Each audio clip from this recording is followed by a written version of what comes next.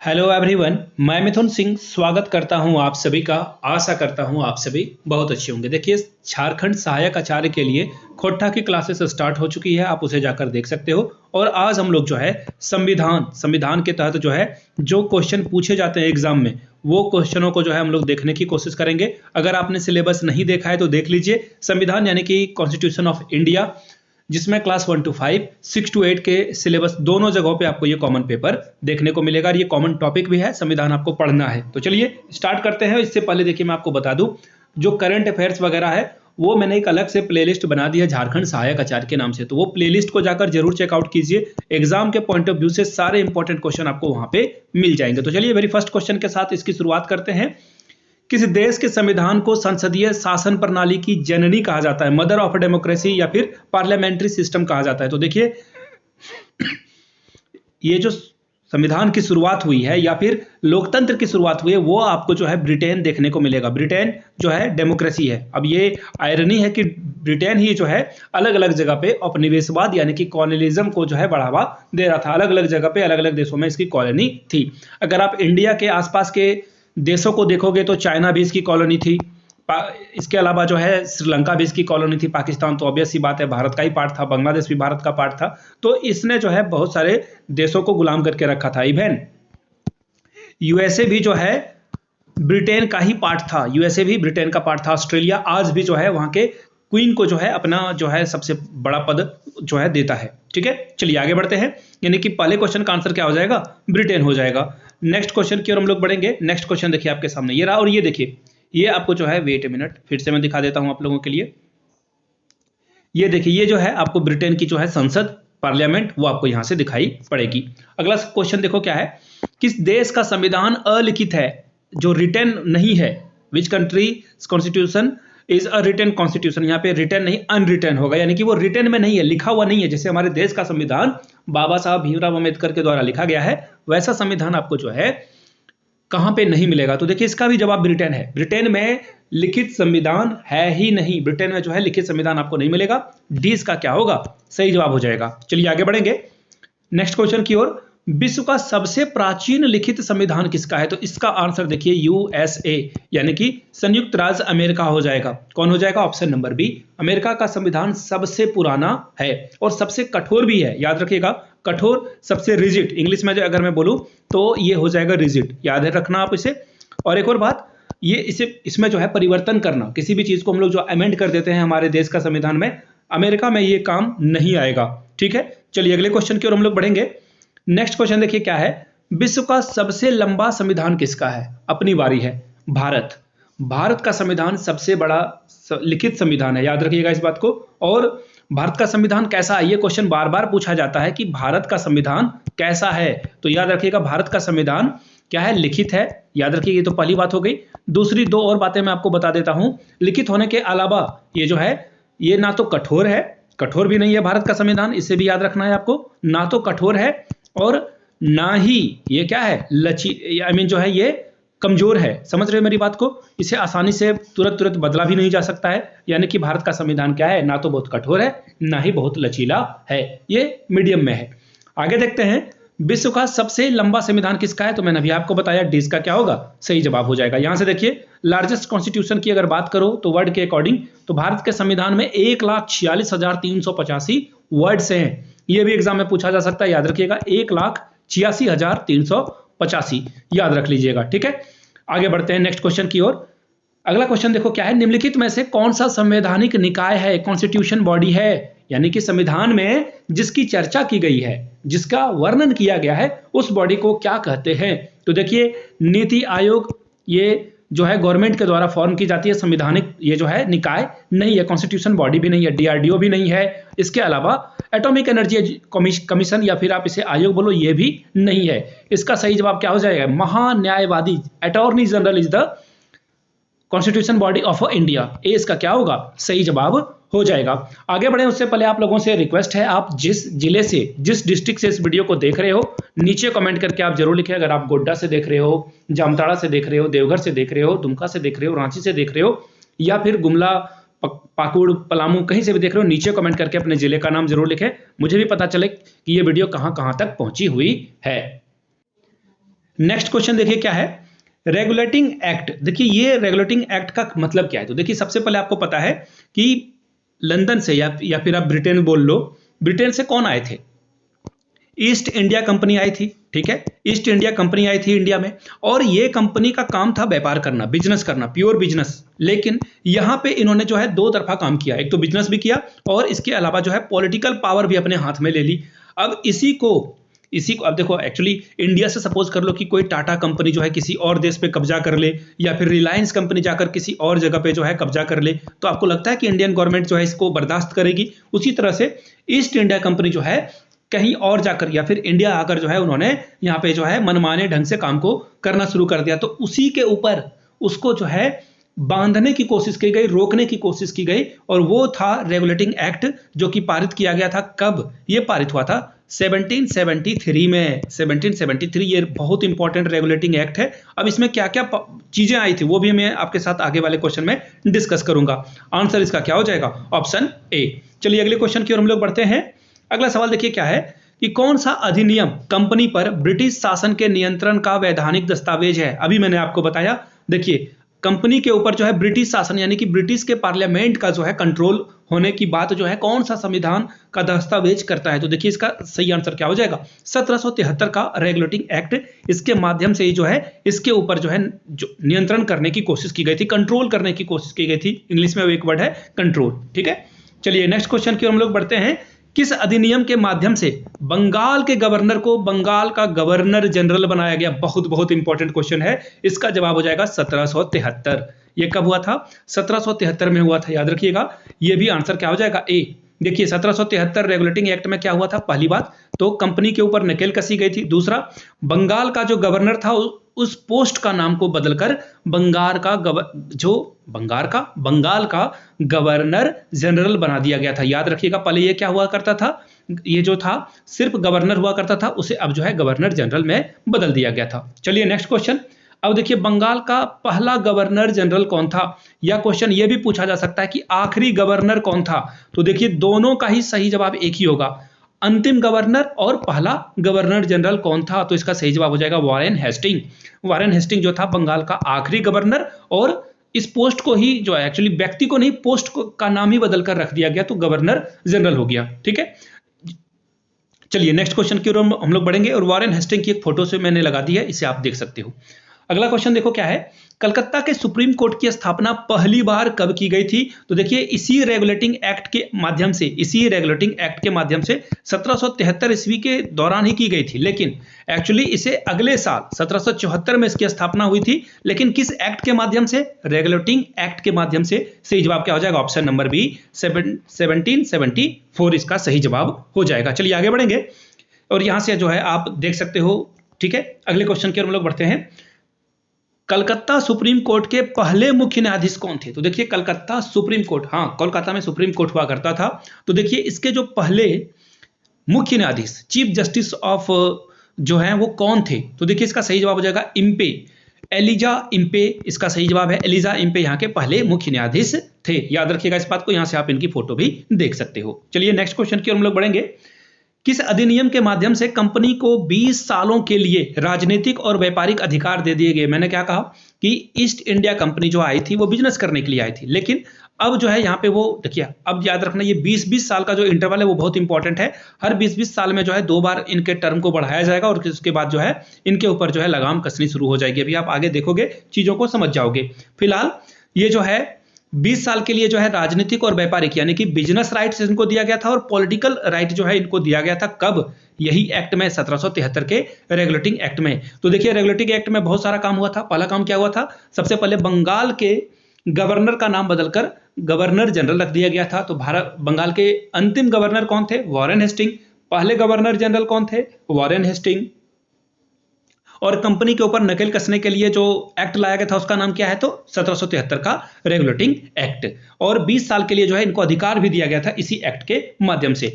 1773 के regulating act के समय ब्रिटेन के राजा कौन थे? बहुत ही इंपॉर्टेंट क्वेश्चन है। एक क्वेश्चन मैं आपसे पूछ लेता हूं प्यारा सा, आपको बताना है ब्रिटेन के पीएम कौन थे जब भारत आजाद हुआ था ना? तो ब्रिटेन के पीएम कौन थे? नीचे कमेंट सेक्शन में आप लोग इसका आंसर करना। नहीं पता है गूगल कर दिए, क्या पता एग्जाम में यही पूछ लिया जाए, ठीक है। चलिए यहां से देख लेते हैं। 1773 के रेगुलेटिंग एक्ट के समय ब्रिटेन के राजा का नाम आपको बताना है, तो देखिए इसका सही जवाब हो जाएगा ऑप्शन नंबर सी, जॉर्ज तृतीय इसका सही जवाब हो जाएगा। चलिए नेक्स्ट क्वेश्चन की ओर हम लोग बढ़े, उससे पहले जॉर्ज तृतीय का जो है दर्शन आप लोग को मैं कराता चलता हूं, ठीक है। नेक्स्ट क्वेश्चन देखिए, उस एक्ट का नाम बताना है जिसके माध्यम से गवर्नर जनरल काउंसिल को सुप्रीम कोर्ट की अधिकारता से बाहर कर दिया गया था। उस एक्ट का नाम आपको बताना है, तो देखिए उसका नाम था 1781। 1781 यानी कि इसे एक्ट ऑफ सेटलमेंट के नाम से जाना जाता है, जो कि ऑप्शन नंबर 1 में आप यहां से देख पाओगे। 1771 इसको क्या कहा जाता है, act of settlement. I hope कि चीजें आपको क्लियर हो रही होगी।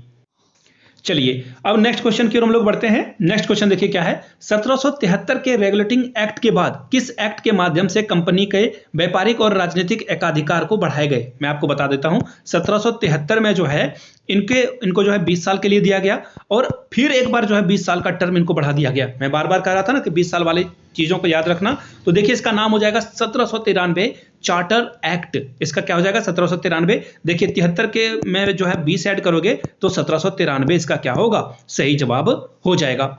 नेक्स्ट क्वेश्चन की ओर हम लोग बढ़ेंगे, किस एक्ट के माध्यम से कंपनी के सदस्यों और कर्मचारियों का वेतन भारतीय राजस्व से दिया जाने लगा। देखो इनको पहले ब्रिटेन से मिलता था राजस्व वगैरह, इनकी सैलरी वगैरह, लेकिन अब जो है भारतीय राजस्व से यानी कि इंडियन रेवेन्यू से जो है इनको पैसा देने की शुरुआत कब की गई। तो देखिए ये बहुत बहुत ज्यादा इंपॉर्टेंट क्वेश्चन है। तो 1793, अभी तक 1793 के बारे में आपने दो चीज सीखी, पहली कि फिर से एक बार 20 साल के लिए जो है इनको बढ़ा दिया गया, किसको, ईस्ट इंडिया कंपनी के राजनीतिक और व्यापारिक राइट्स को, और फिर अब जो है इंडियन रेवेन्यू से जो है इनके कर्मचारियों को वेतन दिया जाने लगा। नेक्स्ट क्वेश्चन देखिए, 1813 के चार्टर एक्ट के समय बंगाल के गवर्नर जनरल कौन थे। देखिए डेट जो है बहुत इंपॉर्टेंट है, क्या पूछा गया है 1813।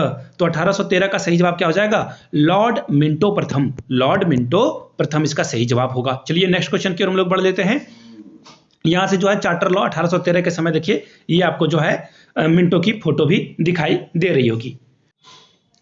चलिए नेक्स्ट क्वेश्चन देखिए क्या है, किस अधिनियम के माध्यम से कंपनी के व्यापारिक एकाधिकार को सीमित किया गया। देखिए मैंने कहा था ना कि पहले इनके पास पॉलिटिकल पावर भी थी, इसके अलावा इनके पास पॉलिटिकल पावर के अलावा बिजनेस पावर भी था, लेकिन अब जो है इनके बिजनेस राइट्स को, एकाधिकार, मोनोपोली जिसे कहते हैं कि सिर्फ यही राज करेंगे, इसको जो है सीमित किया जाने लगा। देखिए एक्चुअली सीमित इसलिए किया गया क्योंकि टी और जो ओपियम होता है, ओपियम जिसे आप अफीम के नाम से जानते हो, ये नशीला पदार्थ होता है, और टी और अफीम जो है सबसे ज्यादा जो है ये चाइना के साथ बिजनेस करते थे। किसके साथ बिजनेस करते थे, तो चाइना के साथ छोड़ करके बोला कि हाँ ठीक है चाइना के साथ चाय वगैरह जो है आप बेचो, लेकिन इंडिया में जो है ब्रिटिश कंपनी यानी कि ईस्ट इंडिया कंपनी के अलावा और भी कोई कंपनी आ सकती है। ये अधिकार को जो है किस एक्ट के माध्यम से बदला गया, तो इसका जवाब हो जाएगा 1813। क्या हो जाएगा 1813। अगला सवाल, भारत की शिक्षा पर 1 लाख रुपए प्रति वर्ष खर्च करने का प्रावधान किस एक्ट के माध्यम से आया, तो इसका भी जवाब हो जाएगा 1813। अब देखिए 1813 के बारे में आपने क्या क्या सीखा। तो देखिए भारत में जो है शिक्षा के ऊपर 1 लाख रुपए खर्च होने लगा। दूसरा, इंडियन रेवेन्यू से ही जो है काम जो है इंडियन रेवेन्यू से इनको जो सैलरी दी जाने लगी। अगला था क्या कि अब जो है ये रेवेन्यू से जो है इनको पैसा दिया जाने लगा। और एक और बात है यहाँ पे, वेट ए मिनट, मैं आपको यहाँ से फोटो दिखा देता हूँ ताकि आप चीजों को समझ पाओ। अब जो है गवर्नर जनरल उस समय कौन थे 1813 के समय, लॉर्ड मिंटो थे। एक और सवाल देखिए, अब जो मोनोपोली थी ब्रिटिश इंडिया कंपनी की, वो मोनोपोली को खत्म कर दिया गया, सीमित कर दिया गया, ठीक है। चलिए नेक्स्ट क्वेश्चन देखिए, किस अधिनियम के माध्यम से बंगाल के गवर्नर को जो है भारत का गवर्नर जनरल, देखिए पहले क्या हुआ था, जो बंगाल के गवर्नर जनरल थे उनको क्या किया गया, अब उनको डायरेक्ट भारत का, पूरे भारत का जो है गवर्नर जनरल बना दिया गया। तो देखिए इसका सही जवाब हो जाएगा 1833 ईस्वी में जो है इनको बना दिया गया। और इनके अंदर जो ये गवर्नर जनरल हुआ करते थे भारत के, इनके अंदर 4 लोग काम किया करते थे, फिर आगे इनको घटाकर 3 कर दिया गया, उसके बारे में भी हम लोग पढ़ेंगे। तो देखिए 1833 के चार्टर एक्ट को आप यहां से देख सकते हो। कॉन्सेप्ट ऑफ एक्ट क्या है, यहाँ पे सेंट्रलाइजेशन ऑफ पावर, यानी कि एक ही आदमी के पास सारा पावर दे दिया गया। क्यों, देखो यहां से आप जो बंगाल के गवर्नर जनरल थे उन्हीं को भारत का गवर्नर जनरल बना दिया गया। चलिए नेक्स्ट क्वेश्चन की ओर हम लोग बढ़ते हैं। 1813 के चार्टर एक्ट का प्रावधान है, 1813 13 के चार्टर एक्ट का प्रावधान क्या है? तो देखिए एक एक करके चीजों को हम लोग देखते हैं। कलकत्ता में सुप्रीम कोर्ट की स्थापना, तो देखिए ये जो कोलकाता में सुप्रीम कोर्ट की स्थापना हुई थी, तो ठीक है, ये तो हुई थी, सही बात है। आगे देखते हैं, यहां से देख लो, इसकी स्थापना तो की गई थी, बिल्कुल सही है, लेकिन एक और बात याद रखना, ये कब किया गया था? 1773। कोलकाता में जो है ये 1773 में किया गया था, तो ये नहीं होगा इसका आंसर। 1773 एक्ट के माध्यम से जो है कोलकाता में सुप्रीम कोर्ट की स्थापना 1774 ईस्वी में की गई थी। एक्ट तो 73 का ही था, लेकिन 74 में इसकी स्थापना की गई थी, तो पहला ही आंसर क्या होगा? इनकरेक्ट होगा। और ऑप्शंस को थोड़ा बहुत आप जो है जज कर लो। कंपनी के सदस्यों का वेतन भारतीय राजस्व से दिया जाने लगा था, बिल्कुल, ये जो है कब दिया जाने लगा था? 1793 में। और राजनीतिक और कार्यों को जो है पृथक किया गया था, कब किया गया था? 1784 ईस्वी में किया गया था। आखिरी क्वेश्चन देखिए, मिशनरीज को जो है धर्म के लिए जो है यहाँ पे अलाउ कर दिया गया था, कब? 1813 में। चलिए आगे बढ़ते हैं नेक्स्ट क्वेश्चन की ओर। चार्टर एक्ट 1853 के समय भारत के गवर्नर जनरल कौन थे? गवर्नर जनरल के बारे में पूछा जा रहा है चार्टर एक्ट 1853 के समय। तो देखिए हड़प नीति, राज्य हड़प नीति के कौन थे? आंसर इसका क्या हो जाएगा? Option number A, Dalhousie. और आपसे मैं सवाल पूछूंगा, पहले हड़प नीति के तहत जो है मध्य प्रदेश के अंतर्गत किस राजा को जो है यहाँ पे सत्ता से हटाया गया था? आप लोग इसका आंसर नीचे कमेंट सेक्शन में कीजिएगा। यहां से आप इनकी फोटो भी देख सकते हो, लॉर्ड डलहौजी की। अगला सवाल देखिए क्या है अगला सवाल। नेक्स्ट क्वेश्चन देखिए, भारत में संसदीय व्यवस्था का प्रारंभ किस अधिनियम के तहत माना गया? बहुत बहुत इंपॉर्टेंट क्वेश्चन है। संसदीय यानी कि पार्लियामेंट्री सिस्टम इंडिया में कब इंट्रोड्यूस किया गया? तो देखिए इसका सही जवाब क्या हो जाएगा? 1853 में। 1853 के चार्टर एक्ट के तहत जो है भारत में पार्लियामेंट्री सिस्टम को क्या किया गया था? लागू किया गया था। अगला सवाल देखिए, किस एक्ट के माध्यम से यह प्रावधान किया गया कि ब्रिटिश पार्लियामेंट किसी भी समय कंपनी के शासन को समाप्त कर सकती है? तो देखिए इसका भी जवाब जो होगा 1853 ही हो जाएगा।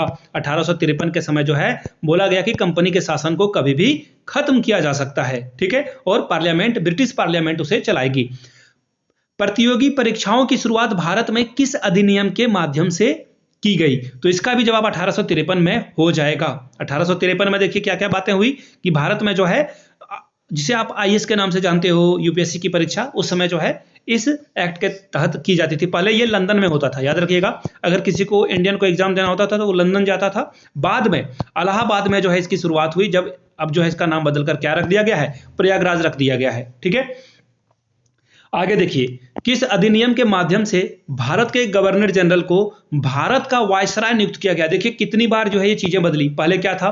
पहले गवर्नर हुआ करता था, बंगाल का गवर्नर, उसके पोस्ट को बदल करके उसका नाम क्या कर दिया गया? गवर्नर जनरल कर दिया गया। उसके बाद जो है बदलकर क्या कर दिया गया? फिर उसे जो है बंगाल के गवर्नर जनरल से भारत का गवर्नर जनरल बनाया गया। अब फिर क्या कर दिया गया? उसे वायसराय बना दिया गया। देखो पोस्ट कितना, एक्चुअली इंसान भी बदलते रहे और पोस्ट भी बदलता रहा, पोस्ट का नाम बदलता रहा। तो देखिए भारत के गवर्नर जनरल को जो है वायसराय नियुक्त किया गया था, किस एक्ट के माध्यम से? तो देखिए 1858 इसका क्या हो जाएगा? सही जवाब हो जाएगा। और उस समय पहले वायसराय कौन थे? Lord Canning. लॉर्ड कैनिंग इसका क्या होगा? सही जवाब हो जाएगा। लॉर्ड कैनिंग जो थे पहले वायसराय थे, ठीक है, यहां से। और हाँ, यह भी पूछा जा सकता है कि अंतिम गवर्नर जनरल कौन थे? तो लॉर्ड कैनिंग ही थे। दोनों चीजों को याद रखना आप। निम्नलिखित में से कौन सा अधिनियम भारत पर ब्रिटिश क्राउन के शासन को स्थापित करता है? वो कौन सा अधिनियम था? देखिए एक्चुअली यहाँ बहुत ये जो है चीजें आगे बढ़ी थी, बहुत पैसा खर्च हुआ था, 55 लाख भारतीय मर गए थे और बहुत सारा पैसा जो है रानी के सम्मान में खर्च किया गया था, ठीक है। कैसर हिंद की जो है इनको उपाधि भी दी गई थी इसी समय में। तो देखिए इसका सही जवाब क्या हो जाएगा? 1858 के समय में, ठीक है। नेक्स्ट क्वेश्चन देखिए, 1858 के भारत शासन अधिनियम की विशेषता नहीं है। तो देखिए सचिव के पद का निर्माण किया गया था, बिल्कुल सही बात है, लेकिन विधि निर्माण की प्रक्रिया में भारतीयों को जोड़ने की पहल जो है ये 1861 में किया गया था, जहां पे भारतीयों को ऐड किया गया था संविधान में, संसदीय प्रणाली में। ये समाप्ति हो गई थी, ये सारी चीजें हो गई थी 1857 के क्रांति के बाद जो है ईस्ट इंडिया कंपनी के शासन को खत्म कर दिया गया था और ब्रिटिश पार्लियामेंट यहाँ पे टेक ओवर कर ली थी। अब देखिए मतलब क्या होता है। अब देखिए आगे जो है और चीजें आपके साथ में शेयर करने वाला हूं। इसी तरह इस सीरीज को करना है तो नीचे कमेंट करके पार्ट 2 जरूर लिखिएगा, तो हम लोग जो है इस पॉलिटी वाले सेशन को आगे बढ़ाएंगे। और नीचे कमेंट करके आपको जय हिंद जरूर लिखना है, और आगे जो है और भी वीडियोस आपको मिलता रहे। तो नीचे अगर वीडियो यहां तक देख लिए तो जय हिंद और पार्ट 2 जरूर लिखिएगा। तो चलिए मिलते हैं किसी और वीडियो में। Thank you so much for watching this video. और हाँ, चैनल को सब्सक्राइब कर लेना है, अगर आप पहली बार चैनल पे आए हो बेल आइकन भी प्रेस कर देना है। Thank you so much.